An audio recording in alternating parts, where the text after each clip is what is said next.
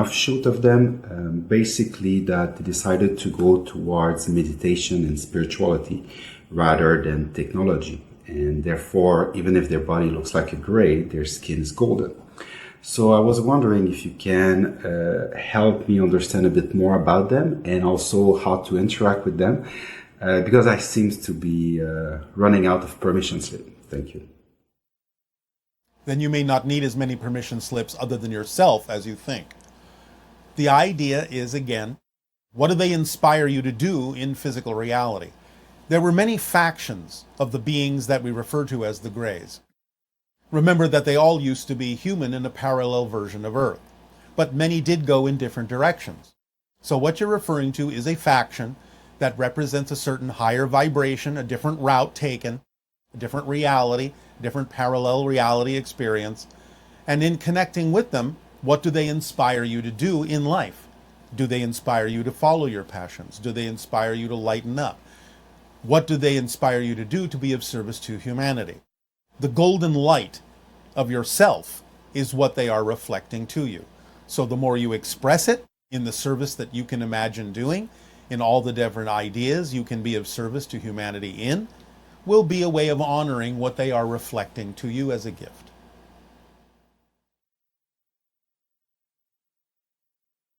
Good day, good day, good day. Good day to you too. Thank you for the opportunity to be here with you. It is our passion and our pleasure to do so. Thank you for the co-creation.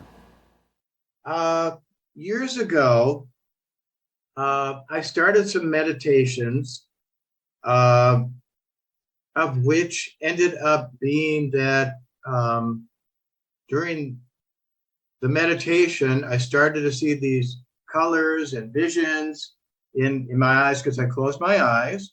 And then I started to get this prickly feeling in my skin.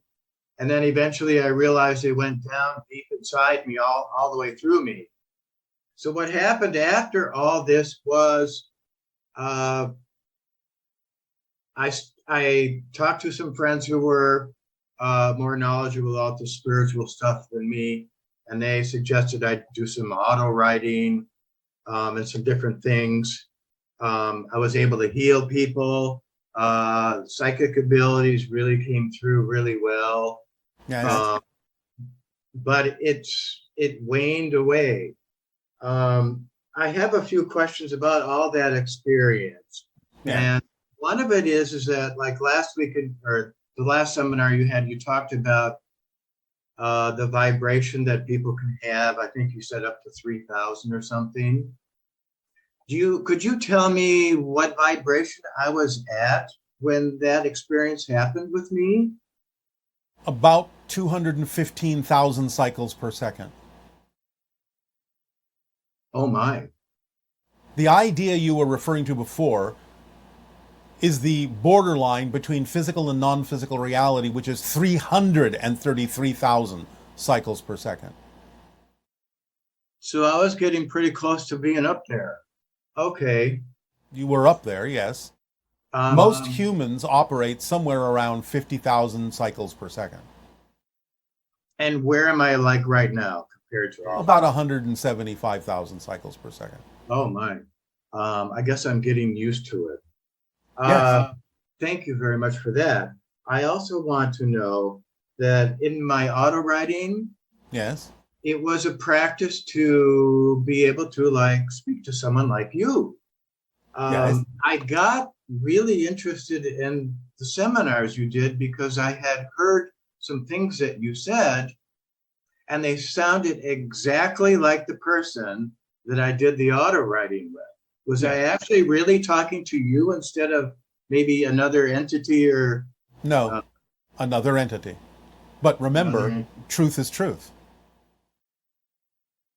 Okay. So it will sound the same from different entities who are operating on a similar wavelength. I see. Okay. So that's two of the three. I want to know about this experience and kind of like maybe related to the being in the passion, because you say be in your passion a lot. Yes, because it's very important to understand that that's a message from your higher mind telling you who you are and what the next step is for you in life. Right. So I'm wondering why I had this experience where all this opened up, because it doesn't seem like a lot of people really talk about it. They're talking about it more and more, or we wouldn't be having this conversation. But the idea is that sometimes you will get a rise, a shot of awareness more fully to give you the impetus to move forward. But the most important thing is to apply it in your life, as you say, doing things to be of service. It will smooth out. It's just that it's not so much that it wanes, it's that you get used to the vibration so it doesn't feel too different to you anymore. And I think that's where I've been at right now. Yes. When it all happened, it was such a shock because it was so different, and I never had experienced that. Yes. But now you're getting used to it. Therefore, you don't feel the difference as much. Is this something that's could be used in addition to the passion, or It is a result of the passion. I see. Result of acting on your passion. All these things open up. Your senses become more acute, more expanded, can perceive things you couldn't perceive before. You have more abilities, more energy flowing through you that can be utilized and applied in different ways. All these things are natural side effects and the result of expanding your vibrational frequency, raising your consciousness, and following your passion accomplishes all these things. That's why we recommend it to everyone, because it takes care of everything and includes everything that's relevant for you in your life. Right. So as far as the meditation and because I thought I'm kind of going in circles in my mind here. Yeah. For a second. Well, I'm thinking about how to say this. All right.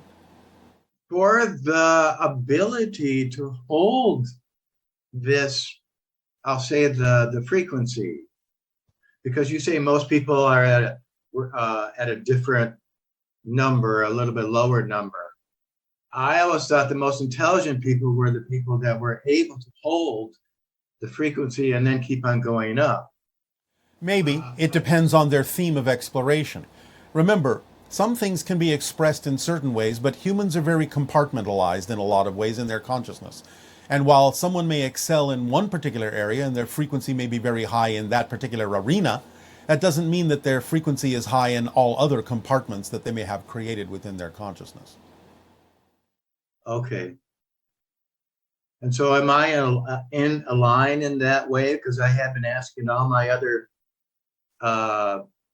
probable lives and everything, we're all in sync with each other. Well, again, where appropriate, where relevant, yes. Where it's not relevant, it doesn't need to be in alignment. Okay. Move forward. Just move forward. That's all you need to do. Just be yourself, be of service, act on your passions, do so with no insistence or expectation as to what the outcome should be. Stay in a positive state and constantly examine your beliefs and let go of the ones that don't work for you. That's all you have to do.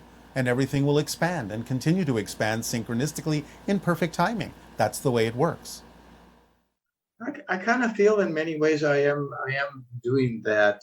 Of course, like you say, you always want to look at yourself and see where you're at. Yes. Kind of get yourself out of the way. Yes, and we are happy to participate with you in that particular process. But in many cases, people get to the point where they think that they're missing something. You don't have to believe that you're missing something. Just move forward. All will fall into place.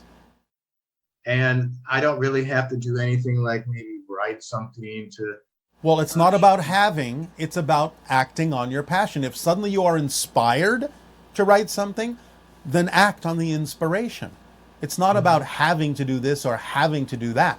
You can express your passion in a variety of ways throughout your lifetime. It could change. But the idea is to act on it when it's the most exciting thing at that moment to do. That's the most important thing. Okay. Does that help simplify the concept? Yeah, it does. It really does. I really appreciate this time with you. It is our passion and our pleasure to interact with you. I have no more questions. You did a great job with me. Thank you. Oh, why, thank you so much. But you're doing the great job for yourself. So keep it up. Okay, thank you. All right. Good day. Good day. Bye-bye. Aveo. Yes. For instance, if you begin to see spiders in various areas of your house, is that a message that spiders want to share something with you? Also, when we speak with animals spiritually, are we speaking to the totem spirit of the species or an individual? All of this depends on the intention of the message and the form of the communication and the need to transmit certain information. So it can be a representation of a totem energy of that animal spiritually. It can be an individual conversation. It's not necessarily true that a certain kind of animal showing up over and over again necessarily means that that particular type of animal wants to communicate with you. It could be representative symbolically of certain things going on in the consciousness of the human in relation to those particular kinds of animals. So the human has to be investigative enough within the self to understand what the reason might be for noticing some form of connection or communication from some form of animal consciousness. You have to be clear within yourself about why this is happening. So it might be representative of an issue that you're facing. It might be representative of a clear communication from a totem animal. It might be representative of communication to an individual idea that you have yet to consider. It could be many different things. So clarity within the self about why this is happening as it relates to the issues you may be facing in your life, the challenges you may be going through, is necessary to discern what that form of communication might be all about. Is that also something where if you think about the animal, especially if you encounter it, and you go into that resonance with its consciousness and see what kind of information it gives you, because whatever you receive will be relevant in some way because it's coming through the animal and through your higher self, right? Well, yes, but again, it could simply be not so much that the animal intends a particular message for you, but that synchronistically you have attracted something that represents in resonance, in frequency, a certain idea or issue that you need to look at. So in other words, you could be calling forth a particular animal that is more than willing to reflect something to you, not that they necessarily originally or initially had an intention of communicating a message to you. Right. So you're manifesting that, and then you have the ability to tune into that consciousness and see what is reflected back to you by their particular viewpoint of reality. Yes, or tuning into your own consciousness to understand what that particular animal symbolizes for you. Right. So it can be so rich. Oh, yes. How did the Sasquatch evolve to be so multidimensional, acquiring slipwalking and other high vibrational skills? I don't know of any other animal or plant that it's evolved to have those traits. And I'm wondering, is it I don't know about other creatures who have evolved like that, or is there something special about Sasquatch? Well, there is, in a sense, something special about the idea of Sasquatch being the original hominid form that evolved on your planet. Now, you already have heard us talk about how cats can see into other dimensions, dogs can see spirits, and so on and so forth. Well, because it's more connected to nature, the Sasquatch hominid already had these abilities and was able, because they are a hominid, to push them with thought processes into a different form of recognition, recognizing parallel realities more clearly, and learning over time how to identify with those parallel realities so strongly, or other dimensions so strongly, that they began to shift into them just by the focus that they concentrated on with regard to their relationship to those particular dimensions or parallel realities, which the animals don't need to do per se. Although there are some animals that can slip in and out of other dimensions from time to time. Some insects have this ability, some mammals have this ability, though it's relatively rare because it's relatively unnecessary for them to do so. However, hominids, being a little bit different in the sense of being the foundation of Homo sapiens, had the ability to contemplate certain things and focus on certain other dimensional or parallel realities they were perceiving with their natural abilities. And so in focusing that way, gave themselves the ability to actually shift in directions that most animals don't need to. It's very interesting. The dimension most often that the Sasquatch will shift into in their own language is called shunyata, which means emptiness. It is a empty dimension in a sense, not that there isn't something in it, not that there isn't a landscape, but the idea is that it is a place of calm, a place of peace, where nothing else really exists except natural formations and the Sasquatch who are able to visit it. Shunyata, emptiness, peace. Thank you. Yes. In much of the warmer climates of Earth, there seemed to be a constant background sound of insects. Is there a deeper meaning to this resonance that surrounds us? Are we allowing this symphony of sound to impact us individually and collectively in ways that we're not aware of? And can you share how it's impacting us? Yes, no pun intended, or maybe a pun intended, but a lot of the vibrations of insects that envelop you kind of act like a cocoon, or creating a bubble reality frequency that can help attune you not only to insect consciousness, but also to the idea of global consciousness, and also the idea of natural consciousness, communing with the earth. And the vibration can act as an isolation medium to tune out the things that are inconsequential to you at that moment and allow you more efficacy at tuning into other conscious levels, other realities, so on and so forth. So you can take advantage by tuning into that vibration and letting it sort of transport you in a way to other focuses, other levels of consciousness and other perspectives. Sort of like being surrounded by a buzz. And also the idea that when insects are communicating, is it like on Star Trek where it can actually, if you slow it down enough, you would be able to pick up more information about what's being said? Possibly. It depends upon the form of communication. That may be holographically included within it, so it's not that you're necessarily slowing the whole thing down when you match that frequency, but you might be matching a part of it or aligning with a part of it that contains the ability to extract information from it that you would understand, that you'd be able to translate into your own understanding or language. Nevertheless, the rest of the frequency remains and acts, again, as an isolation bubble to connect you mostly to collective consciousnesses, which the insects excel at. Right, because they are very much the hive mentality, right? Yes. Which is so the individual has a different relationship to the hive mentality. It's much more tuned into what's happening with everybody else. Yes. Is that so? Yes. Our ability to be very individual, how does that serve us in our particular manifestation? Because it allows you to express your uniqueness in service to the whole. In other words, back to the analogy of the puzzle picture. Each piece is of a unique shape, but without that unique shape, the whole picture cannot exist. So we are part of a hive mentality. We just don't necessarily always show our own particular puzzle piece in vibrational harmony. Yes, the idea again is that if each individual validates the true uniqueness and the true self of each unique puzzle piece, then the whole will serve the individuals as the individuals are serving the whole in a very, very effortless sort of way. It doesn't negate the individual, but it allows both to exist in balance, the whole and the individual.